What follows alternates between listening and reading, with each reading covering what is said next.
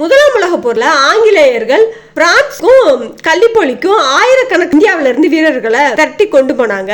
ஆனா மத்திய கிழக்கு ஆசிய நாடுகள்ல எண்ணெய் கிணறுகளை பாதுகாக்க முதல் முறை அவங்க லட்சக்கணக்கில் இந்திய சிப்பாய்களை திரட்டினாங்க. இந்த மத்திய கிழக்கு ஆசிய நாடுகளுக்கு சென்ற இந்திய சிப்பாய் உணவு கிடைக்காம அவங்க கடுமையான சிக்கல்களை சந்திச்சாங்க. மெசபடோமிய போர்ல இந்திய சிப்பாய்களுக்கு என்ன நேர்ந்துச்சு அப்படின்றத பத்தி தான் இன்னைக்கு பார்க்க போறோம்.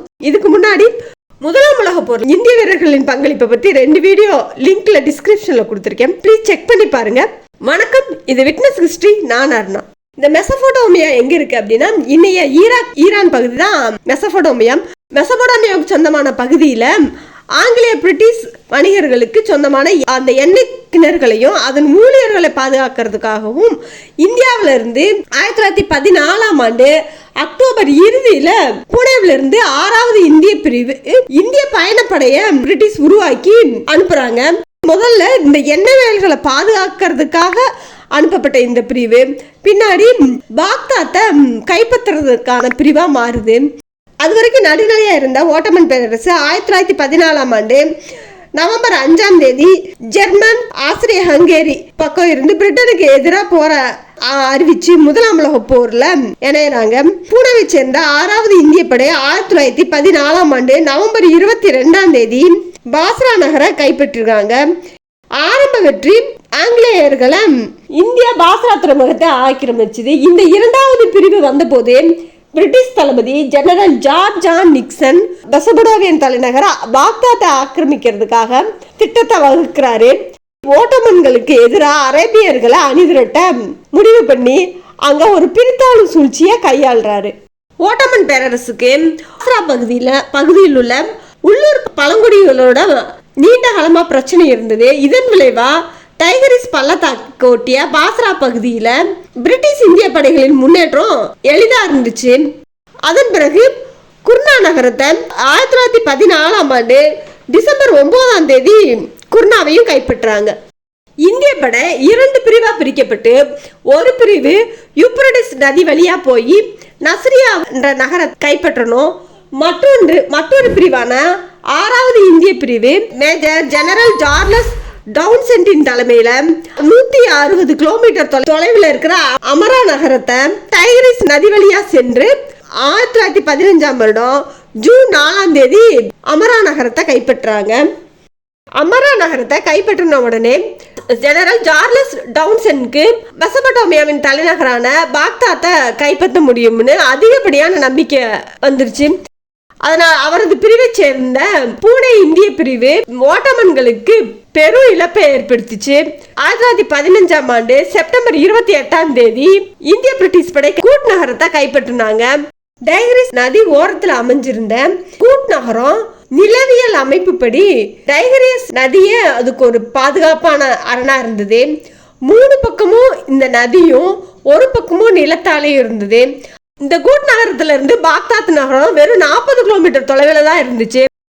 அதனால ஆங்கிலேயர்கள் பாக்தாத்தை கைப்பற்றும் திட்டத்துல குட் நகரம் முக்கியத்துவம் வாய்ந்ததா இருந்துச்சு. ஆங்கிலேய மேஜர் சார்லஸ் ஓட்டமன் பேரரசின் படைபலத்தை குறைவா மதிப்பிட்டுட்டு 1915ஆம் ஆண்டு நவம்பர் 21ஆம் தேதி பாக்தாத்தை கைப்பற்ற கூட் நகரத்துல இருந்து பிரிட்டிஷ் இந்திய படை கிளம்பினாங்க. ஆனா ஓட்டமன் பேரரசின் படைகள் விரிவான திட்டத்துடன் பிரிட்டிஷ் இந்திய படையை எதிர்கொள்றாங்க. முதல்ல பிரிட்டிஷ் இந்திய காலாட்படையை 2ஆ பிரிச்சு சுற்றி வளைக்கிறாங்க. போர் கடுமையா நடந்துச்சு. 1915ஆம் ஆண்டு நவம்பர் 21ஆம் தேதி ஆரம்பிச்ச போர் நவம்பர் 23ஆம் தேதி வரை தொடர்ந்து நடந்துச்சு. முதல் நாளிலேயே இந்திய சிப்பாய்கள் பெருவாரியா கொல்லப்பட்டாங்க. ஆனாலும் ஆங்கிலேய மேஜர் சார்லஸ் விடாப்படியா போரை தொடர்ந்தாரு. இனி போரை தொடரவே முடியாத அளவுக்கு வீரர்கள் காயடைஞ்சாங்க, இறந்து போனாங்க. ஓட்டமன்களோட தாக்குதலை சமாளிக்க முடியாம மீண்டும் குட் நகருக்கே பின்வாங்க முடிவு செஞ்சாங்க. 1915ஆம் வருடம் நவம்பர் 24ஆம் தேதி திரும்பவும் கூட்டுக்கே திரும்பினாங்க. கூட் நகரம் ஒரு திறந்த வழி சிறைச்சாலையா மாற போறது தெரியாம ஒரு கூட் நகரத்துக்கே திரும்ப வர்றாரு. இவங்களை பின்தொடர்ந்து வந்த ஓட்டமான் பேரரசின் படைகள் அந்த நிலவெளியை அடைச்சுக்கிறாங்க. இப்ப பிரிட்டிஷ் இந்திய படைகள் 3 பக்கம் டைரிக்ஸ் நதியாலையும் ஒரு பக்கம் ஓட்டமன் பேரரசு படையாலையும் சுற்றி வளைக்கப்பட்டிருந்தாங்க. ஓட்டமன் பேரரசு அவங்களை பின்தொடர்ந்து வந்து 1915ஆம் ஆண்டு டிசம்பர் 7ஆம் தேதி முகாம சுற்றி வளைச்சு முற்றுகையிடுறாங்க. நுணுக்கமான திட்டமிடலுடன் அடுத்த சில நாட்களுக்கு அத்தியாவசிய பொருள்கள் எதுவும் இந்திய படைக்கு கிடைக்காம தடை ஏற்படுத்துறாங்க. கூட் நகரத்துல இருந்த பிரிட்டிஷ் இந்திய படைப்பிரிவுல 3500 முகாம்கள் அமைச்சு 10,000 வீரர்கள் தங்கி இருந்தாங்க. பிரிட்டிஷ் இந்திய படையில 70% இந்திய வீரர்களும் 30% ஆங்கிலேயரும் இருந்தாங்க. மேஜர் ஜெனரல் சார்லஸ் 2 மாதத்துக்கு உணவு பொருள் கையிருப்புல இருந்தாலும் கொடூரமான முடிவுக்கு வர்றாரு. இந்திய போர் வீரர்களுக்கு ரேஷன் அடிப்படையில உணவு கொடுக்கறாரு. அதுவும் ரொம்ப குறைவான அளவா இருக்குது.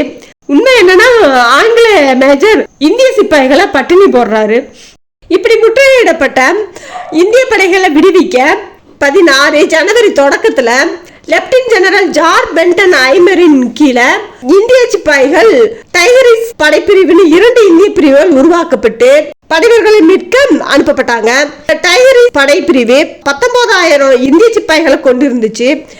இந்த 19,000 இந்திய சிப்பாய்களை 22,000 ஓட்டமன் போர் வீரர்கள் எதிர்கொண்டாங்க. சேக்சாத் என்ற இடத்துல போரிட்டாங்க. டைகரிஸ் ஆற்றின் இரு பக்கமும் நடந்த இந்த போர்ல கடுமையா இருந்துச்சு. இந்த பிரிவும் பலத்த சேதத்தை அடைஞ்சது. போர் வீரர்கள் போதாம திரும்பவும் 10,000 வீரர்கள் பிரிட்டிஷ் இந்திய வீரர்கள் இந்த படையில சேர்க்கப்பட்டாங்க. ஆனாலும் 1916ஆம் ஆண்டு மார்ச் முதல் ஏப்ரல் வரை நடந்த கூட்நாரில் சிக்கியிருக்கும் படை வீரர்களை மிக்சாத் போரின் முடிவுல 23,000 வீரர்கள் இறந்து போனாங்க. நேசப்படைகளுக்கு இந்த போர் தோல்வியில முடிவடைஞ்சிச்சு. இந்த முற்றுகையின் போது கூட் நகரத்துல கடுமையான வெப்பம் இருந்துச்சு. மோசமான மருத்துவ வசதிகள், சுத்தமான தண்ணீர் கிடைக்காம இருந்துச்சு. பயங்கரமான அளவு நோய் பரவுச்சு. மருத்துவர்கள் கடுமையா முயற்சி செஞ்சோம். ஆயிரக்கணக்கான வீரர்கள் இறந்து போனாங்க. வேகமா தீர்ந்துகிட்டு இருக்க உணவுப் பொருட்கள் பற்றாக்குறையாலையும் இந்திய வீரர்கள் பட்டினியாலையும் இறந்தாங்க. சூழ்நிலை மோசமா இருந்ததுனால ஜெனரல் சார்லஸ் 1916ஆம் ஆண்டு ஏப்ரல் மாதம் இறுதியில கூட் நகரத்துல மாட்டியிருந்த தன்னோட படைப்பிரிவுகளை சரணடைகிறதுக்கு சம்மதிச்சாரு. சரணடைய சம்மதிச்சு ஓட்டமன் பேரரசோட பேச்சுவார்த்தை தொடங்கினாரு. மருந்துகளையும் உபகரணங்களையும் அளிக்க சம்மதிச்சாரு. அதன் அடிப்படையில 16ஆம் ஆண்டு ஏப்ரல் 29ஆம் தேதி பிரிட்டிஷ் இந்திய படை ஓட்டமன் பேரரசு கிட்ட சரணடைஞ்சாங்க. சரணடைந்த போர் வீரர்கள்ல பெருவாரியான வீரர்கள் இறக்கும் தருவாயில இருந்தாங்க. மீதம் இருந்த வீரர்கள் நகருக்கே திரும்பினாங்க. அதன் பிறகு ஆங்கிலேய பேரரசு புதிய ஜெனரல் ஸ்டாலின் மவுண்ட் தலைமையில மீண்டும் இந்தியாவில இருந்து வீரர்களை திரட்டி பாஸ்ராவுக்கு அனுப்பி வச்சாங்க. 1 வருட பயிற்சி ராணுவ பயிற்சி அளிக்கப்பட்டது. முக்கியமா இந்த போர்ல வெற்றி பெறதுக்கான ரயில் பாதைகளை அமைச்சாங்க. டைகரிஸ் நதியில படகு படையை உருவாக்குனாங்க. இப்படி எல்லா முன்னேற்பாடுகளையும் செஞ்சுட்டு 1916ஆம் ஆண்டு டிசம்பர் 13ஆம் தேதி திரும்பவும் பாக்தாத்தை கைப்பற்றும் திட்டத்தை ஆரம்பிக்கிறாங்க. இந்த திட்டத்தில் 50,000 இந்திய வீரர்கள் பங்கேற்றாங்க. 1917ஆம் ஆண்டு பிப்ரவரி 24ஆம் தேதி 2வது முறையா கூட் நகரத்தை கைப்பற்றினாங்க. அதன் பிறகு 1917ஆம் ஆண்டு மார்ச் 5ஆம் தேதி பாக்தாத்தை கைப்பற்றதுக்கான விரிவான திட்டத்தை தொடங்குறாங்க. போர் மார்ச் 10ஆம் தேதி வரைக்கும் தொடர்ந்து நடக்குது. மார்ச் 10ஆம் தேதி இரவு பாக்தாத் மன்னர் நகரத்தை காலி செஞ்சுட்டு தப்பி ஓடிடுறாங்க. அதனால மார்ச் 11ஆம் தேதி பாக்தாத்தை பிரிட்டிஷ் இந்திய படைகள் கைப்பற்றினாங்க. ஆங்கிலேய ஜெனரல் மவுண்ட் பாக்தாத்தின் பிரகடனத்தை வெளியிட்டாரு. அதுல எங்கள் படைகள் உங்கள் நகரங்கள் மற்றும் நிலங்களுக்கு வெற்றியாளர்களாகவோ அல்லது எதிரிகளாகவோ வரவில்லை, மாறாக விடுதலையாளர்களாக வருகின்றன என்று அறிவிச்சாரு. ஆங்கிலேயர்கள் சும்மா இல்ல, ஓட்டமான் அரசாங்கம் டைகரிஸ் சமவெளிய வெள்ளத்துல மூழ்கடிச்சிரும் அப்படின்னு மக்களை பயமுறுத்தினாங்க. ஆனா அது மாதிரியான எதுவும் நடக்கவே இல்லை. வரலாறு முழுக்க ஆங்கிலேயர்கள் பொய்யலை தான் பரப்பிக்கிட்டே இருந்தாங்க. உங்களுக்கு என்னோட வரலாறு சம்பந்தமான வீடியோ பிடிச்சிருந்தா லைக் பண்ணுங்க, ஷேர் பண்ணுங்க. முக்கியமா இந்த வீடியோல இருக்கிற நிறைகுறைகளை கமெண்ட் பண்ணுங்க. ப்ளீஸ் சப்ஸ்கிரைப் பண்ணுங்க. தேங்க்ஸ் ஃபார் வாட்சிங்.